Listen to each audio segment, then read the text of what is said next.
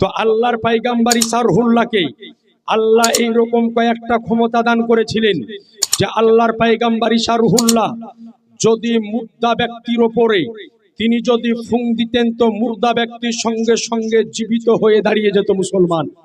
এই রকম যতজন নবী পৃথিবীর বুকে এসেছেন প্রত্যেক নবীকে রাসূলকে আল্লাহ কোনো না কোনো মুজিজা দান করে এই পৃথিবীর বুকে প্রেরণ করেছেন। হযরতে আদম আলাইহিস সালামকে পাঠালেন মহান রব্বুল আলামিন মুজিজা দান করে পৃথিবীর বুকে প্রেরণ করলেন। শীষ নবীকে আল্লাহ পাঠালেন মুজিজা দান করে পৃথিবীর বুকে পাঠালেন। নূহ নাজিউল্লাহকে পাঠালেন আল্লাহ পাক মুজিজা দান করে পাঠালেন। ইব্রাহিম খলিলুল্লাহকে পাঠালেন মহান রব্বুল আলামিন মুজিজা দান করে পৃথিবীর বুকে প্রেরণ করলেন। ইসহাক নবীকে প্রেরণ করলেন মুজিজা দান করে পৃথিবীর বুকে প্রেরণ করলেন। এ আজিজানে মুহতারাম ইয়াকুব নবী আসলেন কয়েকটি মুজিজা তিনাকে আল্লাহ পৃথিবীর বুকে দান করে আজকে প্রেরণ করলেন। ইউসুফ নবীকে পাঠালেন কয়েকটি মুজিজা তিনাকেও দান করে পৃথিবীর বুকে প্রেরণ করলেন। ইউনুস নবীকে আল্লাহ পাক পাঠালেন কয়েকটা মুজিজা তিনাকেও দান করে পৃথিবীর বুকে প্রেরণ করলেন। মুসা নবীকে পাঠালেন তিনাকেও আল্লাহ কয়েকটা মুজিজা দান করে পৃথিবীর বুকে প্রেরণ করলেন। আজকে ঈসা নবীকে আল্লাহ পাঠালেন কয়েকটা মুজিজা দান করে আজকে তিনাকেও পাঠালেন। এ আজিজানে মুহতারাম আদম শফিউল্লাহ থেকে নিয়ে ঈসা রুহুল্লাহ পর্যন্ত যত নবীকে আল্লাহ পৃথিবীর বুকে প্রেরণ করেছেন কোন নবীকে দুটো করে, কোন নবীকে চারটা করে, কোন নবীকে আটটা করে, এই রকম ভাবে কয়েকটা করে মুজিজা দান করে পৃথিবীর বুকে মহান আল্লাহ প্রেরণ করলেন। কিন্তু রব্বে কাবার কসম করে বলি যেই মুহূর্তে মহান রব্বুল আলামিন আজকে আমার আনিসে বেকাশা সাজ্জাদে কাউনমাকা বেচারুকে চারা বেশাহরুকে সাহারা ইয়াতিমকে বলি হাম গরিবকে হামি আমার রহমাতুল লিল আলামিন পয়গম্বরকে পৃথিবীর বুকে মহান আল্লাহ প্রেরণ করলেন। তো নবীকে আল্লাহ একটা নয়, দুটো নয়, চারটা নয়, 10টা নয়, 20টা নয়, বরং আল্লাহ পাক আমার নবীকে পৃথিবীর বুকে প্রেরণ যখন করলেন তো মস্তক থেকে নিয়ে কদম মোবারক পর্যন্ত নবী মুস্তাফার প্রতিটা অঙ্গকে আল্লাহ মুজিজা দান করে পাঠিয়েছেন। একটু জোরে সুবহানাল্লাহ হবে না?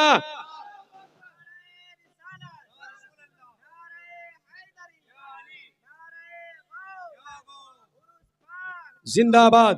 এ আজিজানে মুহতারাম বেরাদারানে ইসলাম, তো আমার নবী মুস্তাফার আজকে মস্তক থেকে নিয়ে কদম মোবারক পর্যন্ত প্রত্যেকটা অঙ্গকে মহান রব্বুল আলামিন মুজিজা দান করে পৃথিবীর বুকে প্রেরণ করে পাঠিয়েছেন। নবী মুস্তাফার চুল মোবারক মুজিজা ছিল, নবী মুস্তাফার কপাল মোবারক মুজিজা ছিল, নবী মুস্তাফার মাথা মোবারক মুজিজা ছিল, নবী মুস্তাফার চোখ মোবারক মুজিজা ছিল, নবী মুস্তাফার নাক মোবারক মুজিজা ছিল, নবী মুস্তাফার ঠোঁট মোবারক মুজিজা ছিল, নবী মুস্তাফার দাঁত মোবারক মুজিজা ছিল, নবী মুস্তাফার জবান মোবারক মুজিজা ছিল, নবী মুস্তাফার থুতু মোবারক মুজিজা ছিল, নবী মুস্তাফার গলা মোবারক মুজিজা ছিল, নবী মুস্তাফার সিনা মোবারক মুজিজা ছিল, নবী মুস্তাফার পেট মোবারক মুজিজা ছিল, নবী মুস্তাফার সিনা মোবারক মুজিজা ছিল, নবী মুস্তাফার হাত মোবারক মুজিজা ছিল, নবী মুস্তাফার আঙ্গুল মোবারক মুজিজা ছিল, নবী মুস্তাফার কদম মোবারক মুজিজা ছিল। অর্থাৎ মহান আল্লাহ নবী মুস্তাফার মস্তক থেকে নিয়ে কদম পর্যন্ত প্রতিটা অঙ্গকে আল্লাহ মুজিজা করে পাঠিয়েছেন। মুসলমান একটু জোরে হবে না সুবহানাল্লাহ? আর একটু আওয়াজ দিয়ে এ আজিজানে মুহতারাম মাইক ম্যান ভাই ভলিউম কমিয়ে দিয়েছে, একটু ভলিউম বাড়াও, একটু আওয়াজ দাও, একেবারে ভলিউম কমিয়ে দিয়েছো। তো আজিজানে মুহতারাম বেরাদারানে ইসলাম, একটু আপনার সামনে আজকে তুলে ধরি ও আমার নবী মুস্তাফার প্রত্যেকটা অঙ্গর আজকে মুজিজা যদি বর্ণনা করতে যাই তো আমি আবুল কালাম আজাদের জীবন শেষ হয়ে যাবে, কিন্তু নবী মুস্তাফার আজকে আপনার মুজিজা শেষ হবে না। এ বেরাদার সত্যিকারের ইসলাম। আজ আপনাকে বলি, এই যে মাস চলছে, এই মাসটির নাম হলো রজবুল মুরাজ্জাব মাস। সারা পৃথিবীতে মুসলমানদের নিকটে যতগুলি গুরুত্বপূর্ণ, তাৎপর্যপূর্ণ, মাহাত্ম্যপূর্ণ, ফাজিলাতপূর্ণ মাস সমূহ রয়েছে, তার মধ্যে এই রজবুল মুরাজ্জাব মাস হলো আজকে আমাদের নিকটে এক ঐতিহাসিক মাস, এক গুরুত্বপূর্ণ মাস, ফজিলতপূর্ণ মাস। তার কারণ হলো এটাই যে এই রজবুল মুরাজ্জাব মাসের 26 তারিখের দিবাগত রাত্রিতে আমার আনিসে বেকাসা সাজ্জেদে মাউনব কাউনমাকা আমার নবী মুস্তাফা মসজিদে হারাম থেকে মসজিদে আকসা, ওখান থেকে সিদরাতুল মুনতাহা, সেখান থেকে সপ্তম আকাশ পাড়ি দিয়ে আজকে আরশে আজিমে গিয়ে খোদার সঙ্গে দিদার করেছেন। এ আজিজানে মোহতারাম, এ মেরাজ শরীফ এই মাসেরই 26 তারিখের দিবাগত রাত্রিতে আল্লাহ পাক আমার নবীর দ্বারাতে আজকে সংগঠিত করেছিলেন। এ মেরাজ শরীফ আজকে আমার নবীর এই মাসে সংগঠিত হয়েছিল। অর্থাৎ আজকে আমার নবী পৃথিবীর বুক থেকে সশরীরে আজকে জিসিম সহকারে, জিসিম এবং রুহু একত্রিত সমষ্টিতে দুনিয়ার বুক থেকে একই রাত্রিতে আরশে আজিমে গিয়ে আল্লাহর সঙ্গে দিদার করে দীর্ঘ কথোপকথন করে ওই রাতের মধ্যে আবার আমার নবী পৃথিবীর বুকে আজকে ফেরত এসেছে। এই দুনিয়ার বুকে যতজন নবী এসেছেন আল্লাহর জাতকে কোন নবী দর্শন করেননি। আদম শাফিউল্লাহ আল্লাহর জাতকে দর্শন করেননি। শীষ পয়গম্বর আল্লাহর জাতকে দর্শন করেননি। নূহ পয়গম্বর আল্লাহর জাতকে দর্শন করেননি। ইব্রাহিম খলিলুল্লাহ আল্লাহর জাতকে দর্শন করেননি। ইসমাইল জাবিউল্লাহ আল্লাহর জাতকে দর্শন করেননি। মুসা কালিমুল্লাহ আল্লাহর জাতকে দর্শন করেননি। ঈসা রুহুল্লাহ আল্লাহর জাতকে দর্শন করেননি। তুর পাহাড়ে যাওয়ার পরে মুসা পয়গম্বর আল্লাহকে যখন দেখতে পেল না, তো মুসা কালিমুল্লাহ আল্লাহকে বলেছিলেন, ওগো খোদা, আমি তোমার কালিম, তোমার সঙ্গে তুর পাহাড়ে এসে কথোপকথন করি, তোমার সাথে আমি কথা বলি, ওগো আল্লাহ, কিন্তু তোমার জাতকে আমি দর্শন করতে পারলাম না। বলো আল্লাহ, তোমার জাতকে কে দর্শন করবে? আল্লাহ বলেছিলেন, শোনো মুসা, আমার জাতকে একমাত্র আমার হাবিব দর্শন করবে। মুসা কালিমুল্লাহ বলেছিলেন, ওগো আল্লাহ, আমি হলাম তোমার কালিম, উনি হলো তোমার হাবিব। মা বাইনাল ফারকে কালিমে ওয়াল হাবিবে, ওগো আল্লাহ, কালিম এবং হাবিবের মধ্যে পার্থক্য কি, তফাৎ কি? তো আল্লাহর জাত আওয়াজ দিয়ে বলে, শোনো মুসা কালিমুল্লাহ, আরে কালিম হলো ওই ব্যক্তি যে আল্লাহকে দেখার ইচ্ছা প্রকাশ করে, আর হাবিব হলো ওই ব্যক্তি যাকে আল্লাহ দেখার ইচ্ছা প্রকাশ করে। সুবহানাল্লাহ, সুবহানাল্লাহ, সুবহানাল্লাহ। একটু জোরে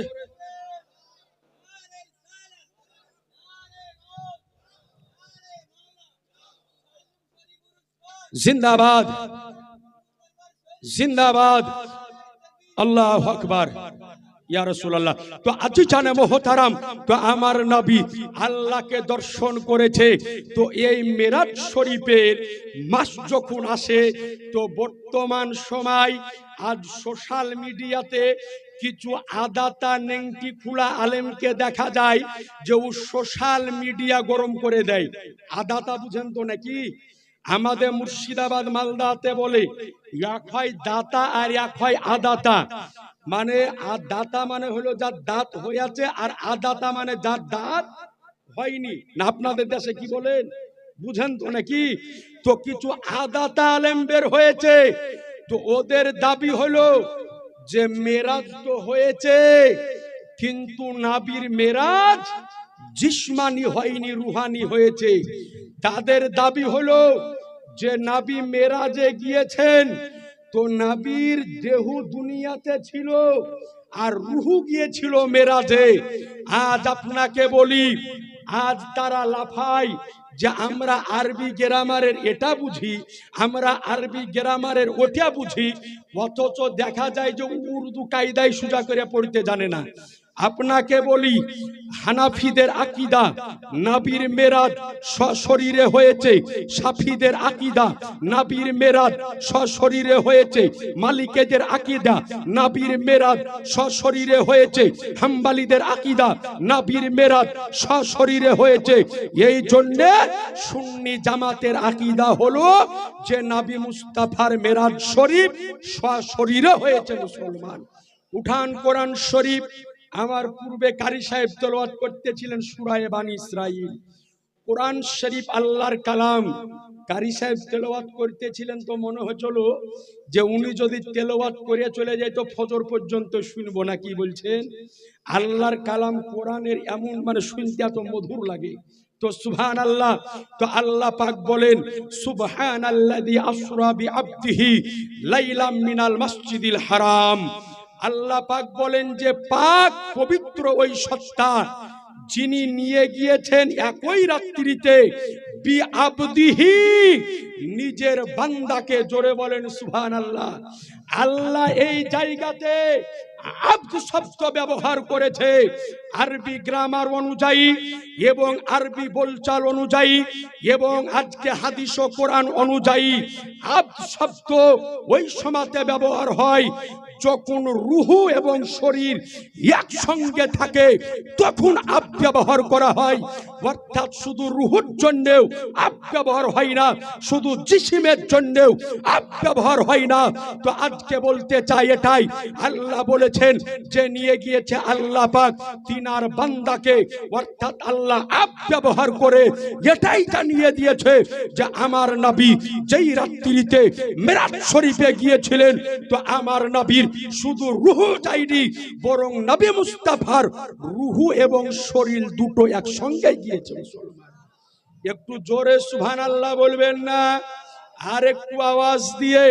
আজি জানে মোহতারাম, তো এই মেরাজ শরীফের কথা আপনারা বহুত শুনেছেন। আজ মাত্র একটা কথা আপনাদের সামনে বলেই আমার বক্তব্য আমি শেষ করব, যে এই যে নবীর মেরাজ শরীফ হলো তো কেন হলো, হওয়ার কারণটা কি, এর হিকমত কি, মাত্র একটা কথা বলেই আপনার বক্তব্যকে আমি শেষ করব। তারপরে হুজুর কেবলা এসেছেন, তিনার আলোচনা শুনবেন ইনশাআল্লাহ তাআলা।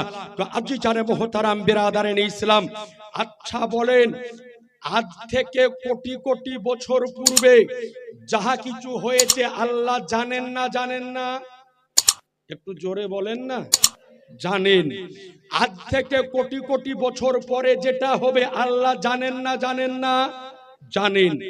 অর্থাৎ পূর্বে যাহা কিছু হয়েছে আল্লাহ তাও জানেন, এখন যাহা কিছু হচ্ছে আল্লাহ তাও জানেন, এবং ভবিষ্যতে যাহা কিছু সংগঠিত হবে আল্লাহ ওটাও জানেন। এর উপরে আমাদের ঈমান আছে না নাই?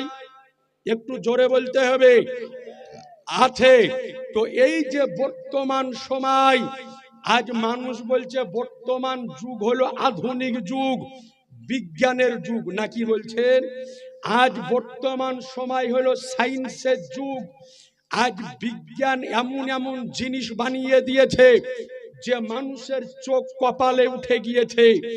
আজ থেকে 30 বছর পূর্বে বাড়িতে যদি ভালো মন্দ খাবার রান্না করা হতো তো মেয়ে আর জামাইকে ওই দিনই ডেকে আপনার খাইয়ে দিতে হতো। কিন্তু এখন বর্তমানে যদি বাড়িতে খাসির মাংস রান্না করেন, কোনো খাবার যদি আপনার বিবি তৈরি করে, মেয়ে এবং জামাই ট্রাফিক জ্যামে যদি আটকে যায়, আসতে যদি না পারে, তো 11 দিন পরে টাটকা খাবার খাইয়ে দিবেন, তার মধ্যে ভরে রাখার নাম হলো ফ্রিজ। নাকি বলছেন? ফ্রিজে খাবার ভরে রেখে দেন, 11 দিন মানে কি 15 দিন পরে টাটকা খাবার, নাকি বাবা জীবন? এ বানিয়ে দিল বিজ্ঞান। এরপরে বিজ্ঞান বানিয়ে দিল এক মোবাইল ফোন, যার মধ্যে তার নাই, কানেকশন নাই, কিছুই নাই, পকেটে এত বড় একটা জিনিস ভরা। আপনার ছেলে আছে ব্যাঙ্গালোরে, আপনার মেয়ে আছে ইংল্যান্ডে, আপনার মেয়ে আছে জাপানে। এই মোবাইলে কয়েকটা নাম্বার ডায়াল করেন, তাহলে আপনি নেটের মাধ্যম দিয়ে ভিডিও কলে দেখতে পাবেন। পাবেন না, পাবেন না, দেখতে পাবেন। এরপরে এই মোবাইল এমন এক যন্ত্র, এই মোবাইল যদি আপনার পকেটে থাকে তো আপনার হাতে ঘড়ি পরার কোনো দরকার নাই, উমালিয়াতে আছে। এরপরে মোবাইল যদি একটা থাকে তো দেওয়ালে ক্যালেন্ডার দেখার দরকার নাই, বাংলা ইংরেজি আরবি উর্দু সবের ভিতরে আছে। এরপরে মোবাইল যদি একটা থাকে তো দোকানে 17 রকমের মাল বেচে, ক্যালকুলেটর খোঁজার দরকার নাই, ক্যালকুলেটর মোবাইলের ভিতরে আছে। আছে না? আপনাদের এই গ্রাম হিমচি নাকি বলছেন, এই গ্রামে আমি কোনোদিন আসিনি, ডায়মন্ড হারবারের দিকে কয়েকবার গিয়েছি, রাস্তাও আমি চিনি না। এই যে আমার জামির ভাই আমাকে ফোনে দাওয়াত করেছে যে হুজুর কেবলাগণ বলেছে যে মুফতি আবুল কালামকে নিমন্ত্রণ করতে দরবারের পক্ষ থেকে। তো আমি বাড়ি থেকে গাড়ি ছেড়ে কৃষ্ণনগর যখন পার হলাম তো জামির ভাইকে ফোন করে বললাম, ভাই আমি তো রাস্তা চিনি না, তো আপনি আমাকে মোবাইলের লোকেশন পাঠিয়ে দেন। আমি লোকেশন দেখে দেখে এখানে পৌঁছে গেলাম। আজ থেকে 20 বছর পূর্বে অচিনহা জায়গাতে যেতে গেলে গাড়ি দাঁড় করিয়ে কোনো চাচাকে জিজ্ঞাসা করতে হতো, অমুক দেশে যাব, রাস্তার ঠিকানাটা একটু দেখিয়ে দেন। কিন্তু এখন আর জিজ্ঞাসা করার দরকার নাই, গুগল ম্যাপ মারিয়ালেন, দুনিয়ার কোনাতে আপনাকে পৌঁছে দিবে। না কি বলছেন? এর জন্য মানুষ আজকে বলছে দুনিয়া মুঠি মে হে, দুনিয়া মানুষের মুঠের ভিতরে। এই মোবাইল আজ তৈরি হওয়ার পরে বর্তমান সময় আজ আমাদের ঘরের কিছু যুবক ছেলে এই মোবাইলের মাধ্যম দিয়ে আজ কিছু আদাতা আনাংলা, আজ কিছু নেংটি খোলা বক্তার বক্তব্য শুনে নিজের ঈমান ও আকীদাকে ধ্বংস করে আজকে আপনার কেউ হতেছে শিয়া, কেউ হতেছে মুতাজিলা, আজকে কেউ হতেছে ওয়াহাবি, কেউ হতেছে দেওবন্দ, একাধিক দলে বিভক্ত হয়ে গিয়ে আহলে সুন্নাত ওয়াল জামাতের ছায়াতল থেকে দূরে সরে যাচ্ছে এই মোবাইলের মাধ্যম দিয়ে। এ আজিজানে মুহতারাম বেরাদারেনে ইসলাম, তো বিজ্ঞান বানিয়ে দিল এই মোবাইল। এরপরে আপনারা সকলেই শুনেছেন যে এই আজকে 2018 সালের আগস্ট মাসে আমাদের এই ভারতবর্ষের আজকে একাধিক বৈজ্ঞানিকের প্রচেষ্টার মাধ্যমে চাঁদের ওপরে একটা যান পাঠিয়েছিল, তার নাম হলো চন্দ্রযান 3। নাম শুনেননি? চন্দ্রযান 3 এই ভারতের বুক থেকে চাঁদে পাঠানো হয়েছিল। এরপরে বিজ্ঞান বলছে আমি সূর্য নিয়ে গবেষণা করছি, মহাকাশ নিয়ে গবেষণা করছি, গ্রহ নিয়ে গবেষণা করছি, নক্ষত্র নিয়ে গবেষণা করছি। আচ্ছা বলেন মুসলমান, এই যুগে আসার পরে বিজ্ঞান যে এত কিছু বানাবে, বিজ্ঞান মোবাইল বানাবে, বিজ্ঞান প্লেন বানাবে, বিজ্ঞান জাহাজ বানাবে, বিজ্ঞান হেলিকপ্টার বানাবে, বিজ্ঞান চাঁদে যাবে, বিজ্ঞান গ্রহ নক্ষত্র নিয়ে গবেষণা চালাবে, বিজ্ঞান সূর্য নিয়ে গবেষণা করবে। এই যুগে আসার পরে বিজ্ঞান যে এত কিছু করবে এটা আল্লাহ জানতেন না? জানতেন না? এত আস্তে বলছেন যে, একটু জোরে বলেন, জানতেন না? জানতেন না? আল্লাহ জানতেন যে এমন একটা সময় আসবে বিজ্ঞান ফ্রিজ বানাবে, বিজ্ঞান মোবাইল বানাবে, বিজ্ঞান আজকে হেলিকপ্টার বানাবে, বিজ্ঞান রকেট বানাবে, বিজ্ঞান জাহাজ বানাবে, আজকে বিজ্ঞান চাঁদে যাবে, বিজ্ঞান সূর্য নিয়ে গবেষণা করবে, বিজ্ঞান গ্রহ নিয়ে গবেষণা করবে, বিজ্ঞান নক্ষত্র নিয়ে গবেষণা করবে। তো আল্লাহ বলেন, শোনো জগৎবাসী, এই সমাজে বিজ্ঞান যে এত কিছু তৈরি করবে এটা আমি আল্লাহ আগে থেকেই জানি। এই জন্য আমি আল্লাহ বিজ্ঞান চাঁদে যাওয়ার পূর্বে, বিজ্ঞান সূর্য নিয়ে গবেষণা করার পূর্বে, বিজ্ঞান আজকে ফ্রিজ বানানোর পূর্বে, বিজ্ঞান মোবাইল বানানোর পূর্বে, আজকে 1500 বছর পূর্বে আমার নবীকে আমি আল্লাহ এমন এক জায়গাতে পৌঁছে দিয়েছি যে আজকে চন্দ্রে নয়, সূর্যে নয়, গ্রহে নয়, নক্ষত্র নয়, বরং চন্দ্র ভেদ করে, সূর্য ভেদ করে, গ্রহ ভেদ করে, নক্ষত্র ভেদ করে এমন এক জায়গাতে পৌঁছে দিয়েছি। আরে ওই জায়গাতে বিজ্ঞান আজকে যাওয়া তো দূরের কথা, কিয়ামত পর্যন্ত বিজ্ঞানের আকাল পর্যন্ত পৌঁছাবে না। একটু জোরে সুবহানাল্লাহ বলবেন না? অর্থাৎ আপনারা শুনেছেন যে বিজ্ঞান চাঁদে গিয়েছে, সূর্য নিয়ে গবেষণা করছে। আচ্ছা বলেন মুসলমান, জীবনে কোনোদিন শুনেছেন যে বিজ্ঞান আল্লাহর আরশে গিয়েছে? শুনিয়াছেন কোনদিন? আর কিয়ামত পর্যন্ত শুনতেও পাবেন না। এই জন্য আল্লাহ বললেন যে আমি আমার নবীকে এমন এক জায়গাতে, এমন এক স্থানে আমি আল্লাহ আমার নবীকে পৌঁছে দিয়েছি, আরে ওই জায়গাতে কিয়ামত পর্যন্ত বিজ্ঞান তো দূরের কথা, বিজ্ঞানের জ্ঞান পর্যন্ত পৌঁছাবে না মুসলমান। একটু জোরে সুবহানাল্লাহ বলেন না?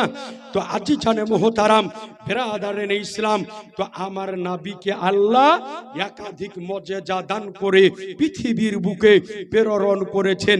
এ বিরাদারানে ইসলাম, আজিজানে মোহতারাম, সুতরাং আজকে আপনাদের নিকটে আরজ করব, অনুরোধ করব যে নিজের ঈমানকে ঠিক রাখুন।